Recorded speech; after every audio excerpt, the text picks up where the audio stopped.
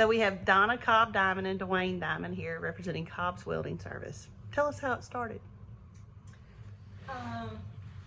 When I was growing up, my dad was a farmer and a dairy farmer. Same spot that he's always lived, same barn, everything. We moved to Weewall when I was in kindergarten. Daddy was working for Junior Smith, clearing property. He cleared a lot of property, just turned woods into a field basically. And we moved back here in 4th grade. I'll never forget I had Miss Graham, the first Miss Gertrude Graham, and got sit in her class and sit behind this big old guy on the desk, and he did something she didn't like, and buddy, she got him by the ear, and I thought, oh my Lord, she's gonna tear his ear off. What have I got into? Please take me back to Weewall. But anyway, everything, I mean, exciting first day, but Dad started he went to Brown and Ruth, worked at Brown and Ruth then. He did work at Brown and Ruth then. And Mr. Don told him if he would get him a truck, that he would give him all the work he wanted. So he bought a welding truck. He borrowed money from my grandma to buy him a welding truck, and went from there. Dwayne can tell you more about when he started with the lay down machines and this and that. Dwayne went to work. Daddy started the business in 1973, and Dwayne went to work there in 1980. So all my life, everybody. And if you haven't heard, we are retiring. So no more blue trucks on the road. Actually, yesterday was our last day. I'm gonna start fishing. So we're going fishing for a while. He's going to steal speedboat race. Yeah. Yeah, we're gonna take a little time off because he's been doing this a long time. But as far as the business part, he knows a lot more than me. I know he had a lot of welders back in when Jay was booming, the oil was booming in Jay. Yeah, I started in 1980, and whenever I started, he had one laydown machine and one BOP test unit that they had already built, and they was in the process of building another laydown machine which lays down and picks up the pipe on the rigs, and building another BOP test unit. And he had, I think, 5 welders working for him then, and we built those 2 trucks. And then in 1982, I believe it was, whenever they started doing the nitrogen injection, turning around on these wells, Exxon approached him about getting some pump trucks to switch the wells over from nitrogen to water fluid, which they have to kill the wells to get them below the turbine pressure at the plant where they can start injecting the fresh water in them. So he told me it'd take him a while to get it done, but anyway, we had like 2 years because they was converting all these wells over to injectors, and that's how the pumping unit stuff got started. We built 2 trucks. Every truck that's down there, we built there at that shop, and it might have took us a year to build one, but when it rolled out, it was ours, you know. And anyhow, I think we wound up. I think there's 9 pump trucks down there, and at one time we had, I think, 10 vacuum trucks. And as times went on through the thing, that's what Donald done mainly, just whatever was here to work. We got into the rental business, renting out rental iron and stuff, high pressure rental iron and stuff like that, air compressors, just whatever they needed on the rigs, you know, pretty well got into that. So we just wasn't falling on just one thing. That way you had multiple things that, like when the rigs were gone in the later years, but back then you had plenty of rigs here then, you know, because I think the last big drill here, I forgot what year it was, there was 7 drilling rigs here at that time, and that was probably mid-90s, something like that, and that was the last big drill, and that's really how it just went on like that, just kept building, we kept building pump trucks, you know, because you can't have just one truck to do one certain thing. And y'all, like, from stem to stern, you just manufactured a house. You bought a standard industrial truck and just built on it on top of that. Everything, bought a pump, put on it, built the tanks, built everything on it. And, but that's what Donald was real smart about doing, was keeping up with the times as they was going, you know, to keep your business growing and expanding or whatever, you know. But in the last, I'd say 10 years, things has really changed in the oil field here as far as work-wise, you know. And because it's like any other business, everybody's trying to find ways to cut costs and stuff like that. And it's just got to where it's so much to operate now, you know, also. And but it's been real good to us over the years. Like I say, I started there when I got out of school my 11th grade year. I was fixing to go to welding school. Is how I got in it was my dad had a piece of equipment that broke down, and Donald come down there and welded it up for him. And he told him that I was already dating her then in school. And That's how old we are. but anyhow, he told Donald I was fixing to go to welding school for that summer. I was going to start, and all I liked was one required credit my senior year, so all I had to go was from 8 o'clock to 9 o'clock. I worked the rest of the time. If I'd been smart, instead of having 3 classes of ag out there with Ed, I wouldn't have went with senior year. So anyhow, so Donald told my dad, said if he wants to come and learn how to weld, which I had done built when I was 15, built 2 grain truck bodies for my dad then, and all. And anyhow, so that's how I got into welding. Working for Donald was I went up there and started welding, and then I learned how to, of course, to do everything, run the lay-down machines, test the BOPs, the pump trucks. I done it all, you know. And so it went from there, you know. Been there ever since. Tell me your funniest story about Donald, like when he really got mad. Well, the best way to tell how the day was gonna go was when he come out the back door every morning. If it slammed, it wasn't gonna be a good day, and if it didn't, it was gonna be a good day. I love it. But that was pretty much how you could gauge him, how the day was gonna go. But he mellowed out over the years, especially when he got his first grandkid. That changed him. And but he was a good person. And now yours was the first, right? Or was it, yeah? Yes. Yeah. Yes. Derek. Yeah. But it's been a good business for us over the years, but it's just time to move on. Mm-hmm. You know? My mother, I'll mention my mother. Yes. Because they was married for a long time.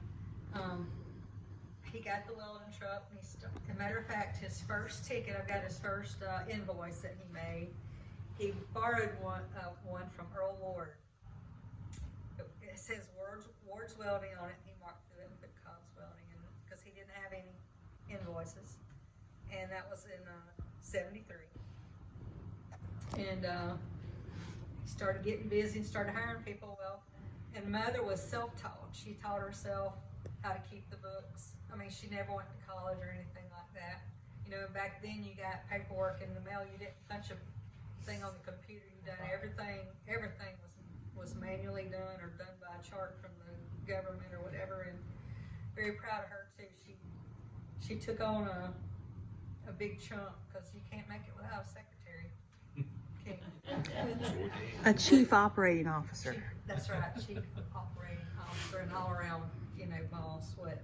But Mom and Daddy never dreamed that it would last this long. Never dreamed that it would turn into. It turned into a big business and a long-lasting business, and he was just looking for something to feed his wife and children, you know. So he didn't want to go back into farming when he came back. He didn't want to do that, and so went to Brown and Root. Didn't he farm down below Bristol down there? He cleared land. Cleared land down there is what they done. Oh, okay. It was cleared Cleared a bunch of a that. lot of land, turned it into farmland. Yep. That's what they was doing. Yeah, Bo was born while we lived down there, and like I said, I came back in 4th grade, and he started that. And you don't realize how many pictures you don't have until you're going looking for pictures. But this was in our senior annual. Yeah. That was a lay down truck that they built. This location was over by Wally McCurdy's garage, whatever number that was. And this was Daddy's first welding truck down here, and it just happened to make it into the annual, or I wouldn't have a picture of it. We've got some pictures here and there, but nothing. I mean, you know, it's like when somebody passes away and you go to look for pictures and you realize you don't have really He was that too many. busy making. That's Oh, yeah. something I never done all Yeah. the time, never even thought about doing it, you know? Right. You know, Yeah. They didn't have just- cell phones in their No. pockets. That's right. That's right. You can't go get up the Sure phone. did. That's right. Yeah. But even later in time when we got cell phones, I never would think about doing it. But yeah, he was a self-taught welder, and And how he got into testing the blowout preventers was when he was on the rigs, rigging up the rigs, welding and stuff on them. Earl Odom was one of the tool pushers on the Noble rig here, and him and Donald become real good friends. And every time he'd always do all the welding on their rigs. And he told him, he said, Cobb, why don't you build you a BOP test unit? He said, I'll let you test our BOPs after you get through rigging us up. And that's how he got into testing the BOPs. It's all who you knew, Yeah. from Brown and Root to Everything Exxon. Failed in the right spot at the right time. Well, Don saw something in Donald, and he knew he was gonna have a good one. well, we appreciate that. Appreciate that a lot. He thought the world of y'all. Well, I know, Sure we did. got the world of them. Sure did. We used to party together. and That's have a right. good Yes, time. ma'am. I remember. And we were very well. Don't say Before my I even built the house. I Yeah. remember I that. rem- We used to go up there and your daddy would grill. Yeah. Yeah. I remember your parents. I mean, your dad was just always larger than life when I was a kid, right? Because my dad knew him, and they, you know, so. Big old loud guy. Oh, like when I first I know. moved back to Jay, I knew it was Donald Cobb because I'd walk in Farmers. Hey, what you doing? You know. That's right. So tough as nails, but tender as could be. Yeah. Yeah, he was very tender-hearted. People wouldn't really believe that, but he was. But he had a bad bark, and he would get mad. But he was right when he started mellowing out with the grandchildren came along, and of course they didn't do anything wrong. Rules change when grandkids come along. Oh, yeah. Everybody. They could do stuff y'all never could. That's right. Yeah. He was a good neighbor, I can tell you that. He was a very good neighbor. He would do anything he thought you needed, Yeah. no matter how busy you was, he would help. Well, like when Hurricane Ivan come through here, we went around getting trees all over people's house with a cherry picker and front end loader and stuff like that. You know, just trying to help the community. No, that went off ours then. He did try to keep up and change things, because after a while you didn't need all those welders because there wasn't any welding to do. Right. And so that's when the pump trucks and different things. Just moved along with the times as it went, you know. And he liked to fish a little bit too. Oh, Just yes, a sir. little bit. Yes, sir. Yes, sir. Because they had a place at Lake Talcon down there, and they would leave every February, and we'd see them back in May or June. Mhm. They'd come back, you know. Yeah, when he groomed this fella here to do everything, then until then, he didn't think he could leave to go anywhere. They might go fishing for an afternoon or a couple of days, but I was very happy when they would just leave and go and stay as long as they wanted to, because they deserve that. I mean, you work all your life, you deserve to do that. So I have a question. So a lot of your employees worked for you many, many years, didn't they? Yeah, the two I just let go yesterday, one been there 30 and one been there 32 years. Oh, wow. Amazing what. Yeah, that was the hardest thing I had to do, that I've ever had to do there. Yeah, it was a very tough, very hard decision. He went back and forth, and I mean, it's hard when you got employees depending on you, and they'd stuck with us a long time. But of course, they understood. They could tell. They can tell when the work's not there and when it is. And Yeah, when it's slows and down. of course, then one of them was 70 years old, but was still working. Wow. Wow. You know. That's what I'm saying, 30, 32 years, they were getting close. Right, and then, Eddie was a little younger than us, but not he- much. yeah, a few years, about Dwayne's 45. 60, I'm 59, and Eddie's like 56. Young chick. So, yeah. Yeah, this is backwards. It ought to be the other way. We'll be sitting out there and y'all up here. But I'm very proud of both of them, and super proud of this one right here. So y'all met in school. What grade? We started dating in 10th. We knew each other before then, because he worked at the Well, we store. went to school. We was in the same We was class. in the same grade from 7th grade on up, Mhm. because he went to 7th grade 2 times. He liked it so well. And, Some reason we didn't have no homework the first year I went through it. Right. But then the second year we did. Ricky did 7th grade class too. yeah, yeah, and, I don't know, we just hit it off. Are y'all the only two in the class that married No, or still married? Brian Prescott and Becky Stedham got married. Okay. They weren't dating in school though. She was Oh. dating Randy Odom at the time. Okay. She married him, but Cause Ricky and I was high school sweethearts Yep. too. Yeah. yep. I think we're the only one out of our class that was dating each other at the time that's still together. Don't happen very often. But y'all weren't too far ahead of us. What year did you graduate? 78. 78. So how did your mom and dad meet, Donna? I think they met at what they call the bar on the hill over here, the Sandbox. The same. Sandbox. Yes. The That Sandbox. was one of your daddy's and my daddy's. Yeah, That's right, we met at the Sandbox. Was that the Yeah. Yeah. That would be our family. Daddy, Mama just lived right up the road, and she went in there one night, and he come in there. And, So she lived on the J Hill, kind of. Mhm. Right when you fall off, her Mama's place is back there in the Okay. woods.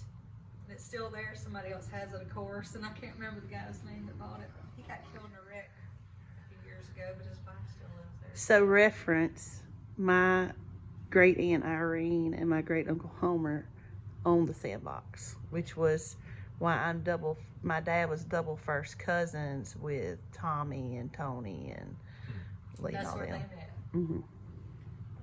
Yep.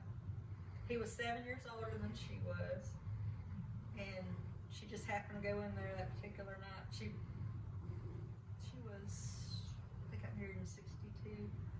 She was 20, so, and he was 27 when they got married. And they didn't date that very long. Like Just- my mom. and my mom was, I ain't marrying no farmer. I ain't married no farmer. What'd she do? He farmed and had a dairy barn. And I remember feeding, hanging the little milk jugs for the little cows back in. When you I were had to be little. 4 or 5 years old. That was hard work. I do remember how hard it was. But So- back then, farming was hard. Not that it's not hard now, but it was Yeah. hard It's physical work different. back then. It's very Yeah. different. It's more of a physical now. It's more of a mental now. Yes, Mhm. The exactly. machines are a lot different Yes, too. they are. Well, that's Yes, like they are. us in the oil field in the 80s and up through the mid-90s. I mean, you worked 90, 100 hours every week. That was just, Right. you got that whether you wanted it or not. Right. You know. So did y'all's son work in the business also? No No. interest Didn't whatsoever. want nothing to do with it. No, he He's a podcast king. yep, and he worked for the Wahoos for several years, doing their video board things, Yes. and now he works for the big Catholic church in Pensacola. He's their communication specialist. He does their computer work. They have a Facebook page. They have a podcast. He does have to go to Tallahassee some to the other church and the video work there, but he really does enjoy it. It's a Wasn't little. he a member of the law enforcement at one time? That's No, that's Bo. Bo was my brother, yeah. What, Yeah, what, Ken's Donald, Jack, cousin. cousins, Mhm. you know, Jack used to live there where y'all live. Yes, sir. Yeah. I remember that big old house. Yeah. Did he build the house behind the church too? Did he live there before Billy Balltree? I don't know. I'm thinking Seems like I remember he your dad said he built Billy the house. owned that house one time. Yeah. back did. there. Daddy bought it from Billy, Yeah. and I think Billy bought it from Jack. I know that Tottie's mother lived back there at Yes, one with time. her and Billy. Yeah. Mhm. So how many employees did you ever have at one time? I think it 17, I believe, was the most we had at one time there. That was really good for this economy around here. That's back when it That was showing back up. in the, 80s. that was back in the, 80s and up to about 92, 93. Is that right? And that right along in there is when things started changing here. The drilling slowed down and stuff like that, you know. then he probably went to about half that, 7 or 8, for a good long while, and then we went down to 5. And then, Well, I mean, think 1994 was 30 years ago.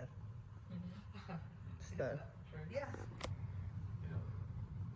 So since we have closed, the business was open for 50 years, 73 to 23. Is there? And he would never would have dreamed, like I said. he would love to see It that. would turn into anything like that. It just, You never know. you never The know. 16th of this month would make me 43 there. Yeah. Well, he can still squeeze you in. It's 43. Yeah, we'll just go ahead and count it for 43. Order him a tombstone. Well, you're a young man,